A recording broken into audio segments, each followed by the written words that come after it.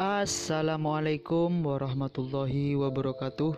Welcome to Hyuyin Channel. Seperti biasa, Mimin akan menceritakan kisah kepahlawanan Chu Xingyun dalam anime Spirit Sword Shofrek. Selamat menyaksikan. Avatar nomor 2 bersembunyi di puncak bukit, memandang ke bawah dari atas. Apa yang kamu lihat? Di palung antara perbukitan, segerombolan ternak dan binatang buas membanjir seperti gelombang. Melihat sekeliling selama seminggu, dalam pandangan, setidaknya beberapa juta sapi dan binatang buas datang dari segala arah. Dan doppelganger nomor 2 percaya bahwa harus ada lebih banyak barbar dan binatang buas yang tidak terlihat. Cukup yakin, Red Blood Horse King juga menyadari hal ini untuk pertama kalinya. Setelah mengangkat kepalanya dan melirik ke perbukitan, Raja Kuda Darah Merah tidak mundur. Bahkan jika diketahui, ini adalah situs ternak liar dan binatang buas, dan ada binatang buas purba yang duduk di kota. Tapi Red Blood Horse King jelas bukan generasi yang sederhana, dan tidak terlalu takut dengan pihak lain. Melihat bahwa perang dunia akan segera dimulai, Chu Xingyun nomor 2 tidak bisa membantu tetapi menerangi matanya. Untuk waktu yang lama, kuda perang berdarah merah dan keluarga barbar telah hidup dengan damai. Apakah itu adalah kuda perang berdarah merah atau sapi liar, itu bukan makhluk karnivora. Bahkan jika mereka ditemui di padang rumput, mereka masing-masing menempati satu sisi tanaman air tanpa mengganggu satu sama lain. Tapi sekarang, semuanya jelas berbeda. Kuda perang berdarah merah memasuki sarang tua keluarga barbar, yang pasti akan diserang. Melihat semakin banyak sapi liar, mereka datang dari celah di perbukitan. Raja Kuda Darah Merah mengangkat kepalanya dengan bangga dan mengeluarkan serangkaian suara mendesis seperti naga. Suara mendesis ini sangat menakjubkan. Sangat ajaib, bahkan aliran udara yang kacau dan sangat Yinsaki tidak dapat menelan dan menyerang gelombang suara ini. Avatar kedua tahu bahwa Raja Kuda Darah Merah ini jelas meremehkan untuk berkomunikasi dengan sapi biadab biasa ini, dan tidak bisa berkomunikasi sama sekali. Bagaimanapun juga, tubuh perang tidak menembus tingkat 90, binatang buas yang ganas ini tidak memiliki kebijaksanaan spiritual, dan tidak ada kebijaksanaan sama sekali. Benar saja, teriakan Raja Kuda Darah Merah baru saja jatuh. Di kedalaman tanah berbukit, tangisan sapi merdu datang dari jauh. Chu Xingyun tahu, meskipun ini hanyalah tempat terpencil di medan perang Suire tingkat tinggi. Tapi Red Blood Horse King, dan Barbarian King, jelas merupakan eksistensi paling terkemuka di dunia. Dengan panggilan sapi yang aneh, saat berikutnya, bumi bergetar. Pada saat yang sama, suara seperti suara teredam terdengar berirama. Waktu berlalu setiap menit. Segera, setelah lebih dari setengah jam, komunitas barbar telah menyerah. Melihat sekeliling, seekor banteng besar bersinar dengan cahaya biru tua di sekelilingnya berjalan keluar dari lorong itu langkah demi langkah. Melihat sekeliling, perawakan banteng tidak jauh berbeda dari banteng biasa. Hanya cahaya biru tua yang bersinar di sekelilingnya yang membuktikan identitasnya. Untuk tubuh pertempuran di atas level 90, level 1 selamanya. Mereka merah, oranye, kuning, hijau, biru-biru, ungu, hitam, dan putih. Di antara mereka, tubuh perang yang memancarkan cahaya biru adalah tanda unik dari tubuh perang tingkat ke-96. Dan Raja Kuda Darah Merah itu ditutupi oleh darah merah seperti rambut, tetapi memancarkan cahaya ungu. Jelas, cahaya biru gelap yang dipancarkan oleh Raja Barbar ini membuktikan bahwa tubuh tempurnya sudah berada di puncak level 96. Hanya satu baris dari tubuh pertempuran ungu tingkat 97. Namun, meskipun hanya ada satu baris, baris ini akhirnya ada di sana. Dan Raja Kuda Darah Merah itu ditutupi dengan rambut berwarna darah, meskipun hanya memancarkan cahaya lilac yang tidak terdeteksi. Tetapi bahkan jika warna ungu lebih terang, itu juga tubuh cahaya ungu level 97. Satu-satunya hal yang dapat menimpa tubuh Dewa Cahaya Ungu adalah tubuh sihir cahaya hitam level 98 dan tubuh cahaya putih level 99. Sejauh tingkat tubuh perang yang bersangkutan, kuda perang berdarah-darah ini harus membanjiri Raja Barbar. Menggelengkan kepalanya dengan kagum, tubuh pertempuran nomor 2 samar-samar dipahami. Tidak heran Raja Kuda Merah ini tidak takut dengan Raja Barbar ini. Perasaan, tingkat tubuh pertempuran Raja Kuda Darah Merah ini, tetapi juga atas Raja Barbar. Bukan hanya itu, melihatnya dengan mata Anda sendiri, Anda dapat melihat perbedaan antara kedua sisi. Terlepas dari fluktuasi yang dipancarkan, tekanan, masih momentum tubuh penuh. Di antara keduanya, jauh sekali. Tunggu, selama periode pengamatan, klon nomor 2 sangat menyadari bahwa ada sesuatu yang salah. Puncak level 96 benar-benar berbeda dari awal level 97. Tetapi meskipun celah itu ada, sama sekali tidak mungkin untuk memiliki celah sebesar itu sekarang. Pertanyaannya sekarang adalah, bukan berarti Raja Kuda Darah Merah terlalu kuat, tapi Raja Barbar ini terlalu lemah. Melihat dengan hati-hati pada Raja Banteng yang memancarkan cahaya biru, dan segera avatar kedua memperhatikan sesuatu yang salah. Jelas, jika Raja Barbar ini gagal menerobos, tubuh perang akan rusak. Itu hanya setelah kelahiran dan dalam keadaan lemah setelah kelahiran. Terlepas dari 2 poin di atas, sama sekali tidak ada kemungkinan lain. Jika itu adalah tubuh pertempuran yang menerobos dan gagal, si doppelganger nomor 2 benar-benar tidak tahu. Tetapi jika itu hanya setelah melahirkan dan dalam kondisi lemah setelah melahirkan. Dengan kata lain, harus ada anak-anaknya di sarang lelaki tua itu, yang sedang menunggu untuk diberi makan. Di antara saat-saat bergerak, klon nomor 2 tiba-tiba menyala. Sebagai raja yang biadab dari tingkat perang ke-96, ahli waris biologisnya memiliki probabilitas tinggi akan bakat tinggi dan potensi tinggi. Jika Anda diam-diam menyentuh masa lalu sekarang, ada kemungkinan besar bahwa Anda dapat mencuri anak sapi kecil. Mengubah apa Dewa Chu Xingyun ada di sini? Tidak mungkin baginya untuk melakukan hal-hal seperti diam-diam dan penculikan. Tetapi masalahnya sekarang adalah bahwa avatar kedua hanyalah kecerdasan virtual. Dalam pemikiran dan penilaiannya, tidak ada batasan dan batasan pada moralitas dan etiket. Selama dia sendiri, dia akan melakukan apa yang baik untuk Chu Xingyun. Bahkan jika itu menyakiti orang lain, tetap saja tidak ada gangguan. Setelah berpikir sebentar, klon nomor 2 menggerakkan tubuhnya dengan tenang dan meninggalkan puncak bukit. Diam-diam merangkak melalui rumput, menuju ke arah Raja Sapi. Menuju posisi di mana Raja Barbar hanya merengek, dia menyentuh dengan tenang. Dihadapkan dengan avatar kedua dari orang yang kesepian, Manyu tidak akan menyerang dengan santai. Sebagai makhluk herbivora, suku Barbar tidak kejam. Itu tidak akan menyerang makhluk lain tanpa alasan. Oleh karena itu, selama Chu Xingyun tidak memiliki niat untuk membunuh dan tidak mengancam keselamatan banteng liar ini, ia tidak akan diserang. Terbang jauh-jauh, avatar nomor 2 melaju dengan kecepatan penuh ke arah Raja Barbar. Sepanjang jalan, setelah menghabiskan kurang dari setengah jam, avatar nomor 2 akhirnya tiba di sebuah bukit dekat danau dengan pemandangan yang sangat indah. Melihat sekeliling, di bawah perbukitan ada hutan kecil. Bunga-bunga mekar di hutan, dan rumput wangi enak. Di atas rumput di luar hutan, kupu-kupu beterbangan indah. Dikelilingi oleh rumput, sisi kolam air hijau, dengan riak air seperti naga di angin. Dan hanya di antara rumput, hutan, dan lubang air. Bagian bawah bukit, sedikit penyok di dalam. Membentuk sarang alami. Dengan penutup rumput, nomor 2 mengkloning ke dalam hutan sepanjang jalan. Di hutan, avatar nomor 2 bergerak di sepanjang tepi bukit dan menyentuhnya ke arah gua. Segera, avatar kedua diam-diam muncul di tepi lubang. Dengan kedua tangan dengan ringan menggenggam dinding batu di pintu masuk gua, probe terbelah nomor 2 memandang ke dalam sarang. Untuk analisis dan penilaiannya sendiri, klon nomor 2 masih sangat percaya diri. Namun, bahkan jika Anda percaya diri lagi, hanya ada kemungkinan 50% bahwa itu karena kesuburan, yang mengarah pada penampilan kelemahan. Kemungkinan 50% lainnya mungkin juga karena kelemahan yang disebabkan oleh kegagalan pertempuran Raja Barbar. Oleh karena itu, kemungkinan anak sapi yang baru lahir di sarang hanya 50%. Mengintip kepalanya dengan hati-hati, dia melihat ke sarang. Sarangnya tidak besar atau dalam. Meski pintu masuknya relatif luas, ruang interiornya tidak besar. Di bawah dinding batu di gua, ada lapisan ilalang yang lembut. Seekor sapi biadab warna-warni, seukuran anak anjing biasa, bersinar dengan cahaya warna-warni, merayap di atas ilalang yang lembut. Saat ini, banteng kecil dan buas dengan lampu warna-warni yang bersinar di sekujur tubuhnya belum membuka matanya. Berjuang keras merangkak mencoba bangkit dari jerami. Sangat disayangkan bahwa ini adalah medan perang senior Taiko.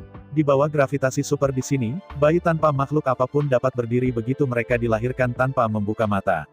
Melihat betis kecil yang bersinar dengan cahaya warna-warni di sekitar, mata doppelganger nomor 2 penuh kejutan. Sapi berwarna-warni, juga dikenal sebagai sapi 7 dewa jiwa. Di era setelah kehancuran besar, telah lama punah. Namun, di masa liar, ketika suku naga, phoenix dan unicorn berlari kencang di bumi. 7 jiwa dewa sapi dapat digambarkan sebagai yang terkenal di seluruh dunia.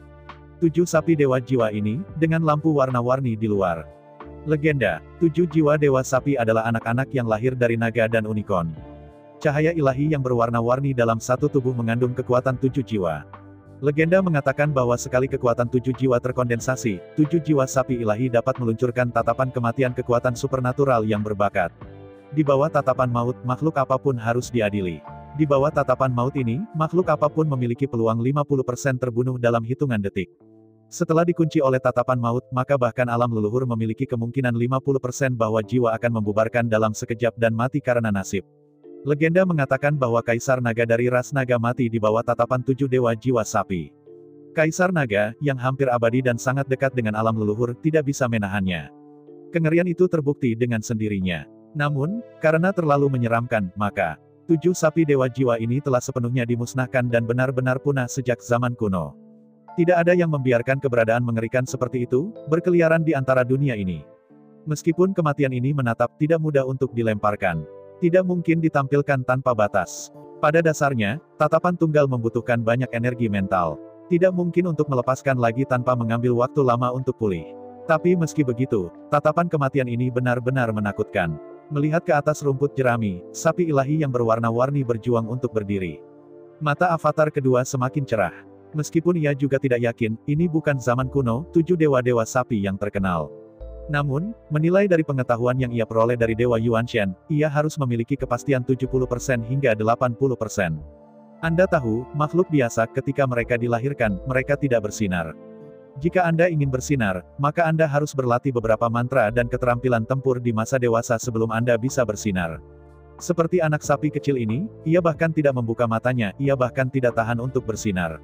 Itu harus berada di dalam tubuh, yang secara inheren mengandung kekuatan hukum dan kekuatan-kekuatan magis.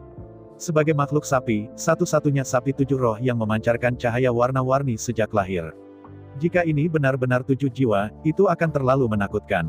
Sebagian besar orang, secara tidak sadar akan ditatap oleh kematian 7 jiwa dewa sapi dan menarik perhatian mereka. Pengetahuan yang diperoleh dari dewa pada avatar kedua, Seven Bulls God Bulls ini tidak hanya kuat, tetapi juga kuat dan tidak bisa dihancurkan. Bahkan dalam menghadapi pemboman penuh Kaisar Naga, mereka melawan dengan gigih. Dan memadatkan kekuatan 7 jiwa, meluncurkan tatapan kematian, dan memenggal Kaisar Naga. Di masa kejayaan Kaisar Naga, kekuatan tempurnya yang tinggi disebut Tuan Pertama dari zaman kuno. Ketujuh sapi dewa jiwa ini sama sekali tidak hanya memiliki kekuatan gaib horor menatap kematian. Kekuatan tubuh tempurnya juga melawan langit. Meskipun, 7 jiwa dewa sapi punah pada usia 100 miliar tahun yang lalu. Tapi semuanya mutlak. Meskipun di permukaan, Anda tidak dapat melihat sapi 7 jiwa dewa. Bahkan, garis keturunan dari 7 jiwa dewa sapi mungkin diturunkan. Hanya saja belum ada sapi liar yang bisa membangkitkan garis keturunan ini. Ini juga dapat menjelaskan mengapa ibu dari anak sapi kecil ini memiliki tubuh perang tingkat 96. Warisan darah 7 jiwa dewa sapi, bahkan setelah 1 miliar triliun tahun, bakatnya juga dunia. Dan anak sapi kecil ini jelas memiliki keberuntungan yang lebih baik. Dalam proses kehamilan, ada fenomena kembali ke leluhur, dan setelah lahir, garis keturunan dari 7 jiwa dewa sapi dibangunkan, dan kematian menatap kekuatan gaib.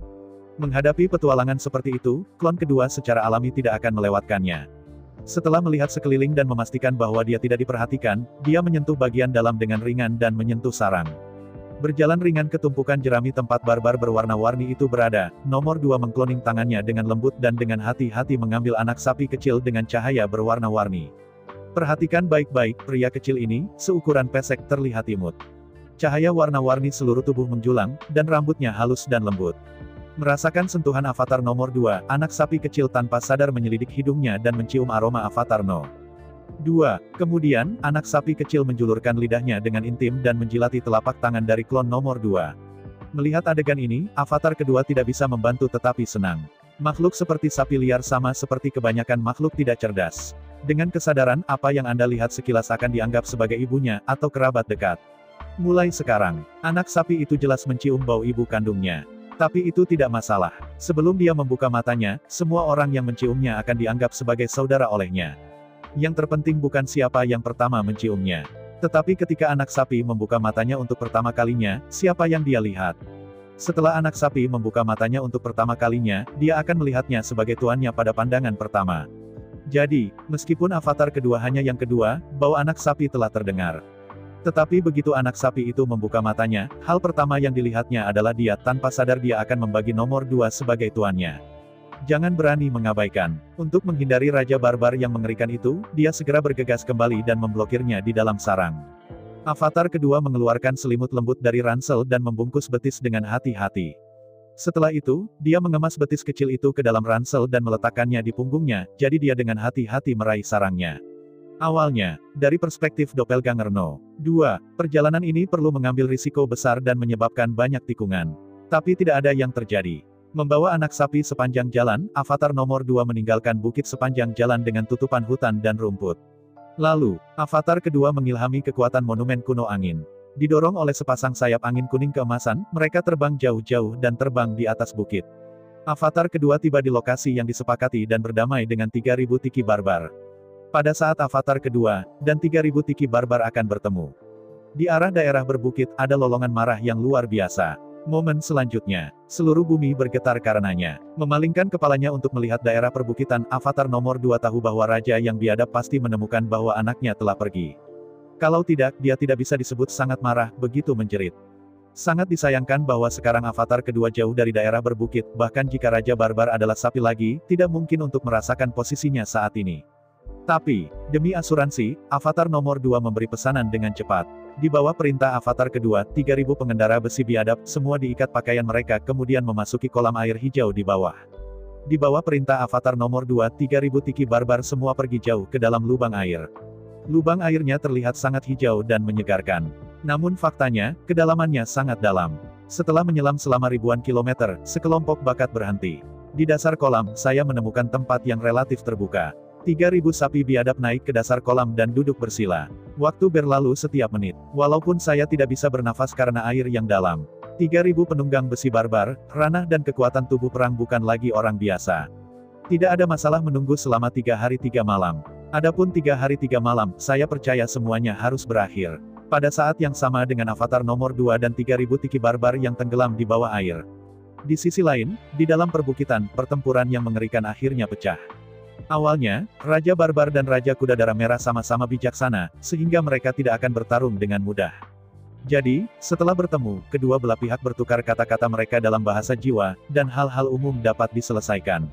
Pada awalnya, Raja Barbar tidak menyadari apa-apa. Sampai saya mendengar bahwa Raja Mustang mengatakan bahwa beberapa orang luar telah memasuki daerah perbukitan. Komunitas kuda merah berdarah mengikuti jejak orang luar dan memasuki daerah berbukit ini. Saya mendengar bahwa orang luar menyerbu, tetapi satu sisi tidak mengetahuinya. Raja Barbar tiba-tiba menjadi waspada. Selama tubuh perang menembus tanda tingkat 90, ia akan membuka kebijaksanaan spiritual dan memiliki kebijaksanaan tertentu. Terlebih lagi, level badan perang telah mencapai level 96, dan Raja Banteng dengan badan perang Blu-ray. Sekarang Raja yang biadab, kebijaksanaannya tidak lebih buruk dari ras manusia normal. Ketika saya mendengar bahwa orang luar telah menyerbu, saya langsung ingat anak-anak anjing di dalam sarang. Sebagai keturunan langsung dari Seven Soul God Bull, dia tahu lebih baik daripada semua orang betapa menakutkan bocah lelakinya. Berganti ke ras lain, mungkin hanya dari cahaya banteng barbar yang berwarna-warni, dia bisa melihat yang luar biasa. Namun, tampaknya menjadi suku barbar, semuanya sangat berbeda. Cahaya warna-warni dari sapi barbar berwarna-warni memiliki paksaan alami untuk keluarga barbar. Jika bukan ibu dari sapi barbar berwarna-warni, Raja Barbar tidak bisa berdiri dengan aman di depan sapi barbar berwarna-warni. Pemaksaan yang mengerikan ini datang dari pemaksaan leluhur di kedalaman jiwa. Sebagai leluhur klan barbar, ketujuh dewa sapi jantan memiliki dominasi mutlak atas klan barbar. Tidak ada orang barbar yang mengganggu kehendak tujuh dewa jiwa sapi. Ini bukan paksaan kekuatan, atau paksaan momentum. Sama seperti tikus yang takut pada kucing, ini adalah paksaan alami dari garis keturunan.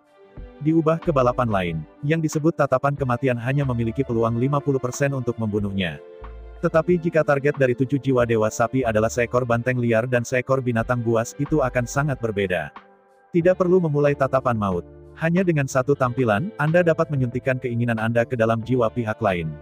Begitu pihak lain berani untuk tidak patuh, dia akan segera runtuh dan mati dalam keputusasaan. Belum lagi betapa menakjubkannya ketujuh sapi dewa jiwa ini. Di sisi lain, setelah mengetahui bahwa orang luar telah menyerbu, Raja yang biadab menoleh untuk pertama kalinya dan berlari menuju sarang. Ketika saya berlari kembali ke sarang, 7 jiwa dewa sapi telah pergi. Tidak hanya 7 jiwa dewa sapi pergi, tetapi sarangnya juga dipenuhi dengan bau aneh. Raja yang biadab langsung memasuki keadaan marah. Meskipun, bukanlah Raja Kuda Darah Merah yang mencuri anaknya. Tapi jelas, jika bukan karena Raja Kuda Darah Merah yang mengendarainya, tidak ada yang akan terjadi hari ini.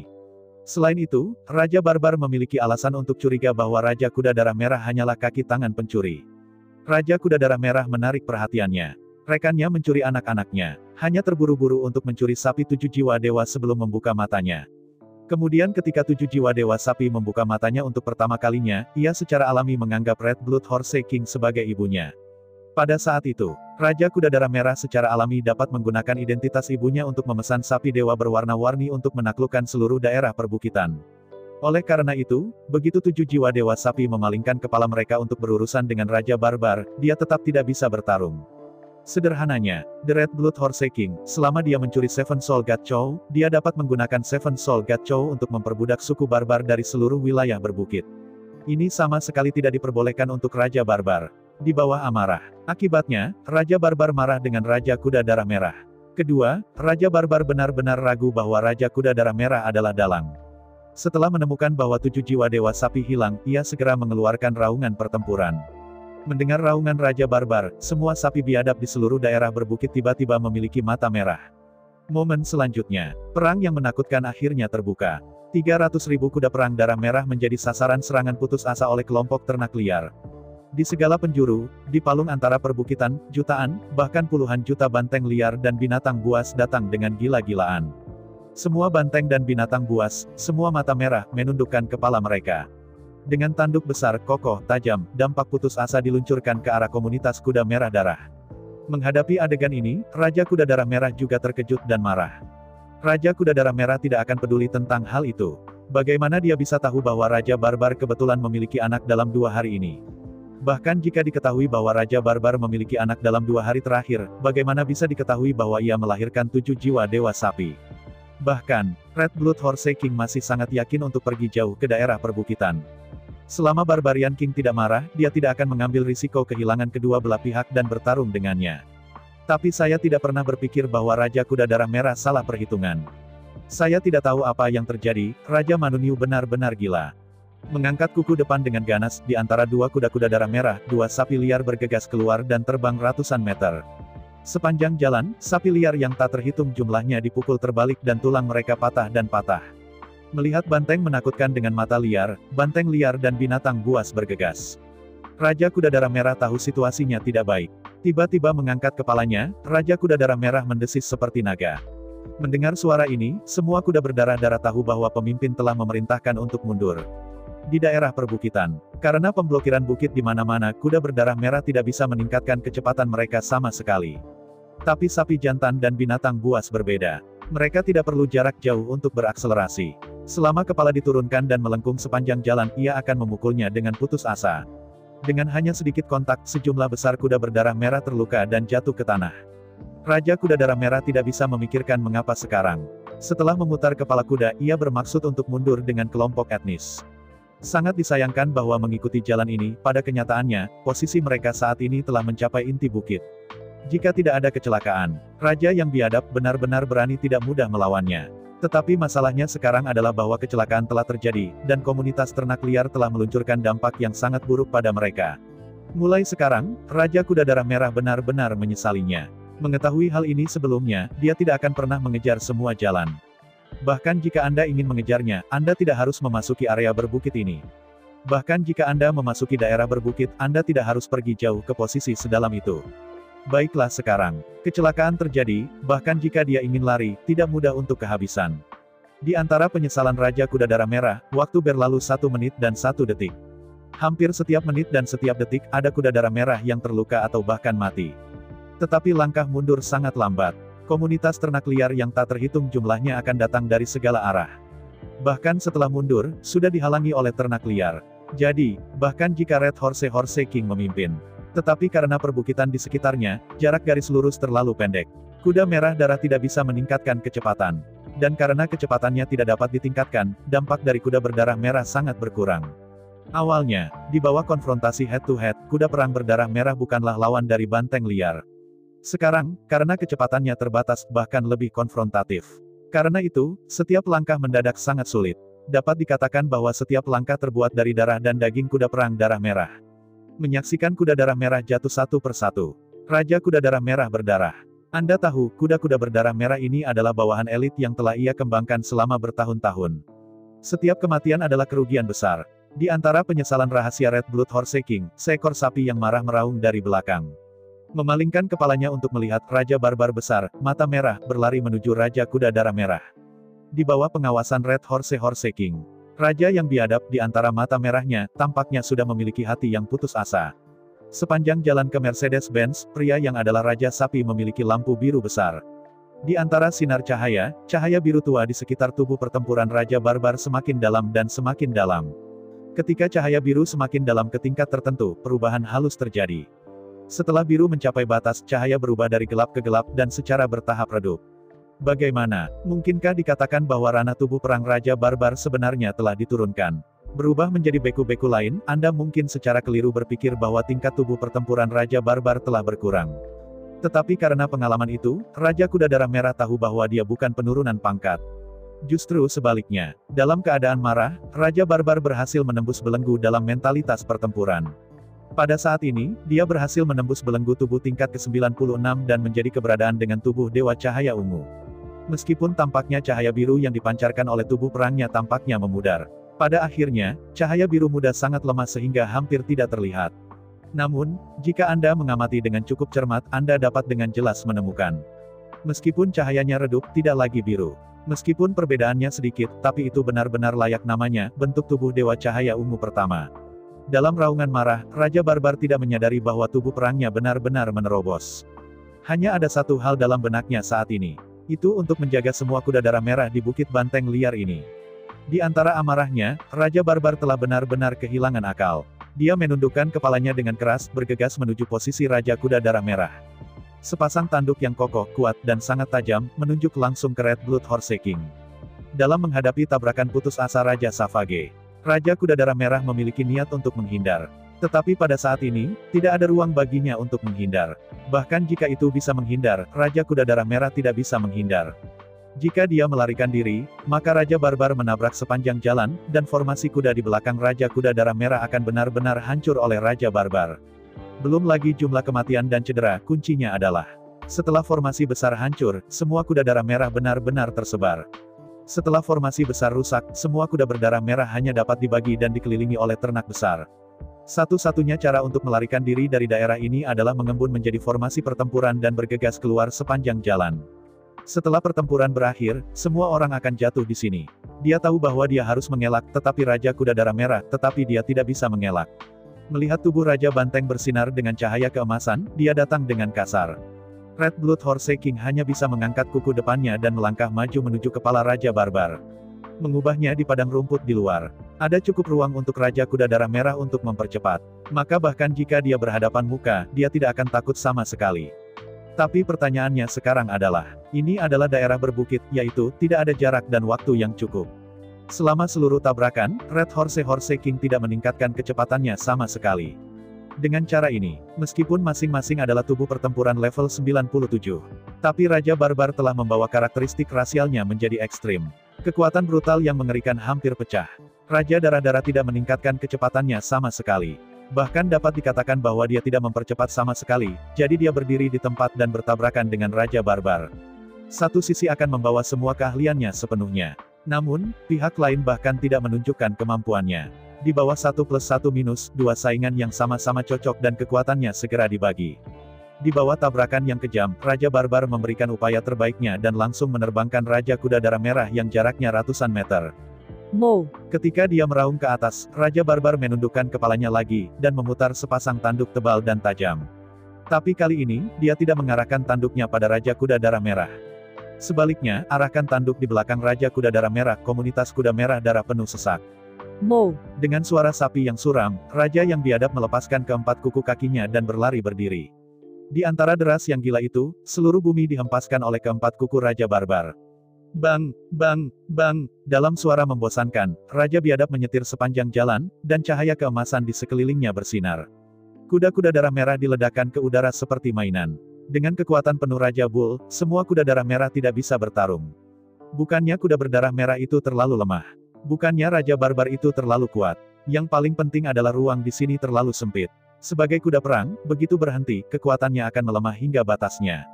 Setelah Red Blood Horse King didorong ke batas, maka dampak yang dia pecah jelas bukan di bawah Raja Biadab. Namun, jika Red Blood Horse King berdiri diam, dia akan membiarkan Barbarian King untuk menjalankan kekuatan penuh setelah menjalankan pertama.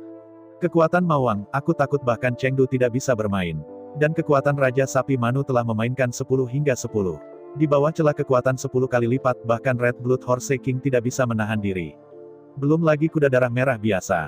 Dalam deru marah, Raja Barbar berlari sepanjang jalan, terus-menerus bergegas bolak-balik dalam pertempuran kuda darah merah.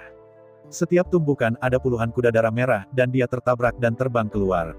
Meskipun dalam hal efek pemenggalan saja, Raja Barbar sendiri hanya dapat menyebabkan kerusakan terbatas. Namun, di bawah pengaruh Raja Barbar, pertempuran kuda darah merah benar-benar dihalau dan dikalahkan. Melihat garis pertempuran benar-benar terkikis, Raja Kuda Darah Merah cemas dan marah. Tetapi dalam menghadapi situasi hari ini, Red Horse King tidak memiliki cara yang sangat baik. Meski dengan kemampuan Red Horse King, dia bisa pergi sendiri. Tetapi sebagai komandan pasukan, raja dari kelompok etnis, dia tidak boleh meninggalkan pasukannya, kelompok etnisnya, dan melarikan diri karena malu. Jika tidak, bahkan jika dia telah melarikan diri dari hidupnya untuk sementara waktu, dia tidak akan keluar lagi untuk melihat orang lain nanti. Di bawah amarah, Raja Kuda Darah Merah mengeluarkan teriakan marah, dan berkata dengan marah, "Maniu Niu. Apakah kamu benar-benar ingin mati bersamaku?" Menghadapi gemuruh Raja Kuda Darah Merah, Raja Barbar akhirnya menghentikan guncangannya. Melihat marah pada kuda merah darah, Raja Sapi Liar berkata, "Kaulah yang berkolaborasi dengan orang lain terlebih dahulu dan mencuri anak saya, sekarang. Anda harus bertanggung jawab atas masalah ini. Saya berkolusi dengan orang lain." Mendengar kata-kata Raja Barbar, Raja Kuda Darah Merah tertegun. Tapi segera, Raja Kuda Darah Merah berkata dengan marah, "Jika itu benar-benar seseorang yang berkolusi denganku, aku akan masuk jauh ke posisi ini dan memberimu kesempatan untuk menghabisi kami." Ini, menghadapi kata-kata Raja Kuda Darah Merah, Raja Sapi Liar tiba-tiba ragu-ragu. Tubuh pertempuran telah mencapai tingkat 97 dari Raja Barbar, dan kebijaksanaan semakin dalam dan semakin dalam. Kebijaksanaan Raja Barbar tidak kurang dari kejeniusan biasa dalam ras manusia. Jadi, dengan hanya sedikit pemikiran dan analisis, Raja Barbar menemukan masalahnya. Memang, jika kali ini, itu benar-benar konspirasi oleh Raja Kuda Darah Merah. Bagaimanapun, Raja Kuda Darah Merah tidak akan pernah memimpin 300.000 pasukan dan pergi jauh ke daerah inti perbukitan. Mungkin Raja Barbar mencoba yang terbaik untuk menjaga semua 300.000 kuda darah merah di sini. Bahkan tidak mau meninggalkan hidup-hidup. Tapi Raja Barbar tahu bahwa dia tidak bisa meninggalkan Raja Kuda Darah Merah. Jika Anda benar-benar ingin pergi, Raja Kuda Darah Merah dapat sepenuhnya meledak, tubuhnya naik ke udara, dan ia naik di belakang banteng liar dan berlari kencang. Memang, tidak ada yang bisa terbang di udara di atas medan perang Suire yang canggih. Tapi untuk Red Blood Horse King yang memiliki level 97, meskipun dia tidak bisa terbang, dia bisa bangkit dan berjalan di punggungnya. Oleh karena itu, tidak peduli seberapa padat ternak liar di sekitarnya, mereka tidak dapat menghentikan Red Horse King. Suatu hari, Raja Barbar benar-benar meninggalkan elit dari 300.000 kuda perang darah merah ini di sini. Kemudian permusuhan antara mereka dan Raja Kuda Darah Merah telah tumbuh. Sejak itu, daerah berbukit ini, saya khawatir sulit untuk tenang lagi. Tidak diketahui berapa banyak keturunan suku barbar akan mati sebagai akibatnya. Melihat Raja Barbar merenungkan, Raja Kuda Darah Merah tahu bahwa dia harus menenangkan kemarahan Raja Barbar sesegera mungkin dan memadamkan perang. Berpikir, Raja Kuda Darah Merah berkata dengan keras, "Aku bisa bersumpah untuk bersumpah bahwa hal ini benar-benar tidak direncanakan olehku. Orang yang mencuri anakmu adalah musuh hidup dan matiku." Menghadapi sumpah berat yang dibuat oleh Mawang, Raja Maniu tidak bisa mempercayainya. Yang paling penting bagi Raja Barbar bukanlah siapa yang menjadi dalang. Bahkan jika dia bukan dalang, bagaimana jika tidak ada yang direncanakan olehnya? Misalnya, semuanya sudah direncanakan oleh orang yang mencuri anaknya. Dengan cara ini, dapatkah Raja Kuda Darah Merah lolos dari sumpah? Yang paling membuatnya khawatir sekarang adalah kenyataan bahwa begitu 7 dewa jiwa sapi jatuh ke tangan kuda merah darah, seluruh komunitas barbar akan diperbudak. Setelah merenung sebentar, Raja Barbar berkata dengan dingin, "Saya tidak percaya pada sumpah apapun, saya hanya percaya pada fakta." Setelah jeda, "Jika Anda ingin saya percaya pada Anda, maka Anda harus menyimpulkan dengan jiwa kami kesetaraan."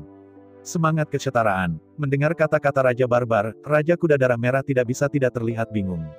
Dia tidak mengerti, mengapa Raja Barbar harus menandatangani perjanjian yang setara dengannya ketika dia memiliki keunggulan absolut. Anda tahu, yang disebut kontrak jiwa yang sama adalah kontrak jiwa yang benar-benar sama.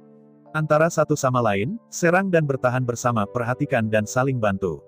Identitas dan status satu sama lain benar-benar sama. Melihat ekspresi terkejut dari kuda merah darah, Raja Barbar tidak berkata apa-apa. Mulai sekarang, dia masih berpikir bahwa anaknya adalah Raja Kuda Darah Merah, berkolusi dengan orang lain untuk mencurinya. Jadi, kekhawatiran terbesar dari Raja Barbar adalah bahwa pihak lain memperbudak komunitas barbar berdasarkan 7 jiwa. Karena itu, selama perbuatan yang sama dirumuskan, maka semuanya akan baik-baik saja. Setelah perbuatan yang sama tercapai, kemudian setelah komunitas barbar diperbudak, komunitas kuda merah darah hanya bisa diperbudak bersama. Dengan cara ini, bahkan kejadian ini memang direncanakan oleh Raja Kuda Darah Merah. Bahkan keluarga barbar akhirnya diperbudak. Maka mereka hanya bisa memperbudak mereka, bukannya 7 jiwa Dewa Sapi, bukan Raja Kuda Darah Merah dan komunitasnya. Di bawah perjanjian tindakan jiwa yang sama, Raja Kuda Darah Merah dan Raja Barbar adalah sama. Identitas dan statusnya akan selalu sama dengan Raja Barbar, dan tidak akan pernah lebih tinggi dari Raja Barbar. Oke, menghadapi kondisi yang diberikan oleh Raja Barbar, Raja Kuda Darah Merah tidak banyak berpikir, dan dengan datar setuju. Dari perspektif Raja Kuda Darah Merah, dua raksasa terkuat di seluruh Wild Chow Grassland adalah Red Blood Horse King dan Wild Chow King ini. Terlepas dari apakah mereka menandatangani akta yang sama atau tidak, identitas dan status mereka sama. Dan, yang terpenting adalah, Raja Kuda Darah Merah benar-benar tak terduga, bahkan perkataan 7 jiwa Dewa Sapi. Bahkan lebih mustahil untuk mengetahui apa maksud dari 7 jiwa Dewa Sapi bagi sapi jantan dan binatang buas. Dari sekarang ke sekarang, Raja Kuda Darah Merah hanya ingin mengakhiri pertempuran ini sesegera mungkin. Karena itu, sangat sederhana. Raja Kuda Darah Merah dan Raja Barbar telah menyimpulkan kontrak jiwa yang tampaknya tidak berbahaya ini dengan nama kesetaraan. Meskipun Raja Kuda Darah Merah juga tahu, perbuatan jiwa tidak bisa ditentang. Semua beku yang melanggar roh jiwa akan terbang dan mati. Yang lebih mengerikan, setelah kontrak jiwa ditetapkan, tidak mungkin untuk menghasilkan ide melanggar kontrak jiwa. Bahkan jika seseorang dipaksa oleh pisau, itu tidak akan pernah bisa dilanggar. Dari hati, Raja Kuda Darah Merah tidak pernah dianggap berada di atas Raja Biadab. Karena itu, dia tidak memiliki tekanan untuk menandatangani tindakan yang sama ini. Pada saat bersamaan, melihat Red Blood Horse King begitu sederhana sehingga dia menandatangani akta yang setara dengan dirinya sendiri. Raja yang biadab tidak bisa membantu tetapi merasa bingung. Apa yang terjadi? Mungkinkah dikatakan bahwa pencuri yang mencuri anaknya benar-benar tidak ada hubungannya dengan Raja Kuda Darah Merah? Jika semuanya demikian, maka itu bukan hal yang baik. Melihat wajah Raja Sapi Manu yang bingung, Raja Kuda Darah Merah tidak bisa tidak bertanya. Pada akhirnya, tidak apa-apa untuk bertanya, tapi setelah sebuah pertanyaan. Red Blood Horse King juga gelisah. Anda tahu, seseorang tidak baik, dia harus diperbudak dengan Raja Biadab. Dengan tergesa-gesa, Raja Kuda Darah Merah dengan cepat berkomunikasi dengan Raja Barbar melalui bahasa jiwa. The Red Blood Horse King memiliki bakat khusus. Melalui bakat ini, Raja Kuda Darah Merah dapat mengikuti jejak pihak lain melalui nafas yang ditinggalkan pihak lain. Masuk akal, bakat ini tampaknya unik untuk keluarga serigala. Namun, bakat dari Red Blood Horse King bukan sekadar indera penciuman. Ini adalah medan perang taiko.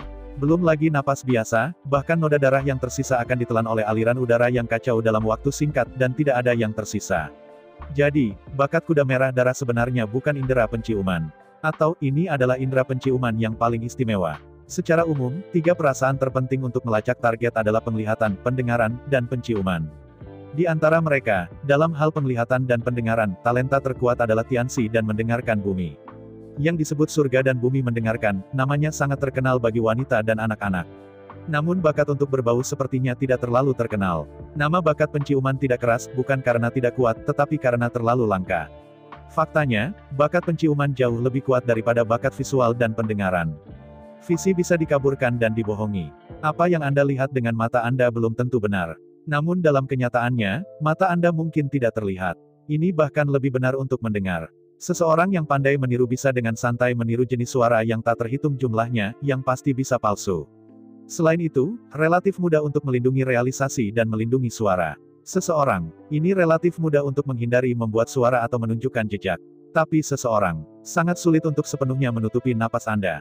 Melihat dengan mata Anda mungkin melakukan kesalahan. Mendengarkan dengan telinga Anda juga bisa membuat kesalahan. Jika Anda menggunakan indera penciuman untuk membedakan, kemungkinan kesalahan terlalu rendah.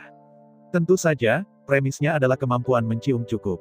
Dan bakat penciuman yang dimiliki oleh Raja Kuda Darah Merah ini secara alami adalah eksistensi terkemuka.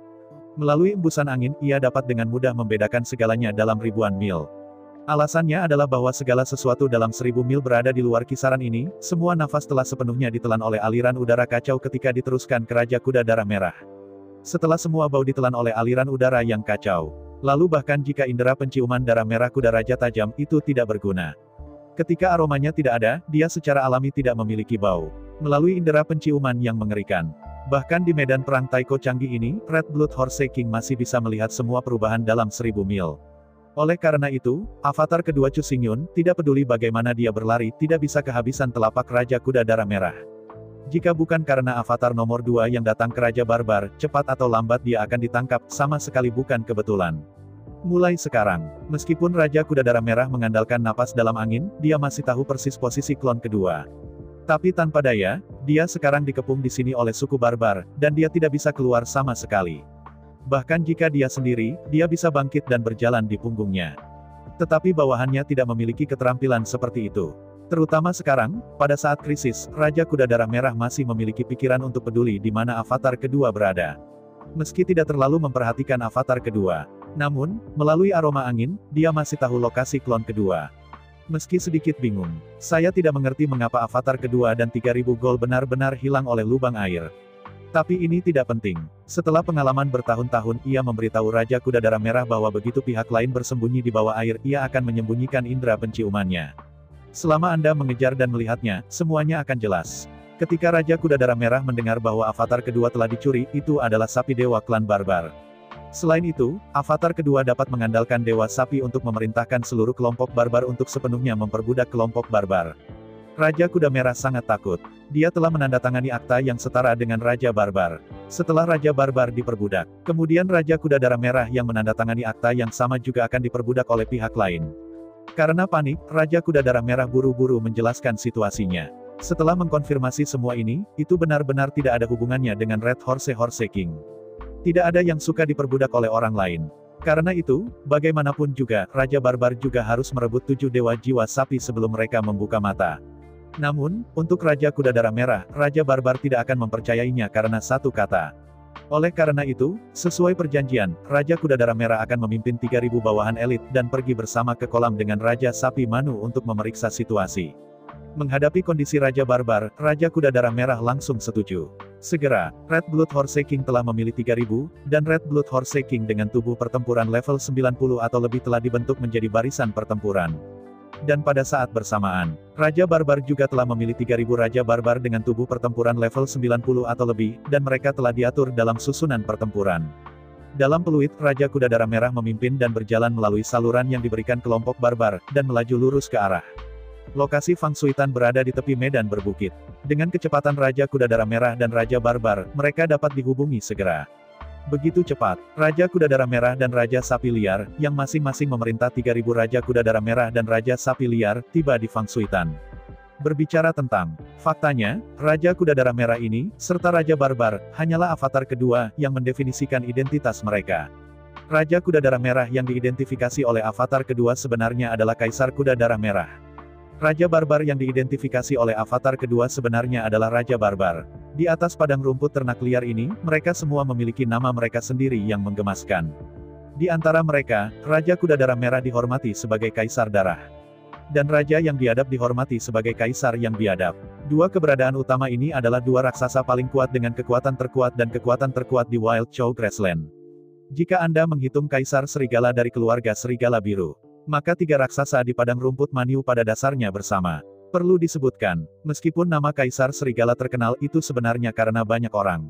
Sejauh menyangkut tubuh perang Kaisar Serigala sebenarnya hanya lebih dari 80 tingkat.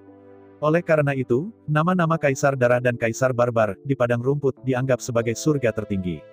Di bawah komando Kaisar Darah dan Kaisar Barbar, 3000 Raja Kuda Merah, dan 3000 Raja Barbar, benar-benar mengelilingi kolam air. Setelah mengedutkan hidungnya beberapa kali untuk menentukan bau doppelganger nomor 2 itu menghilang sepenuhnya setelah tiba di sini.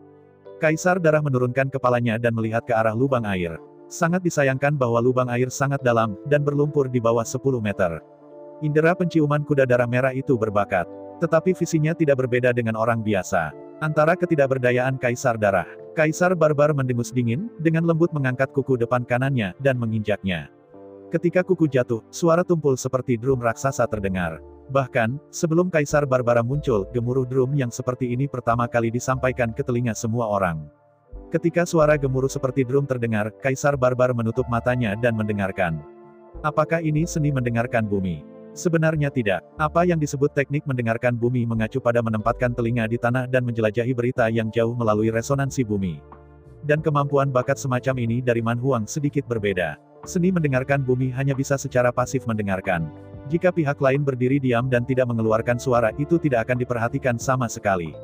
Namun, bakat Kaisar Barbar ini secara aktif mengguncang bumi, mengirimkan riak keterkejutan, dan tampaknya menyebar kemana-mana. Dimanapun riak kejut berlalu, riak dapat digambarkan apakah Anda bergerak atau tidak.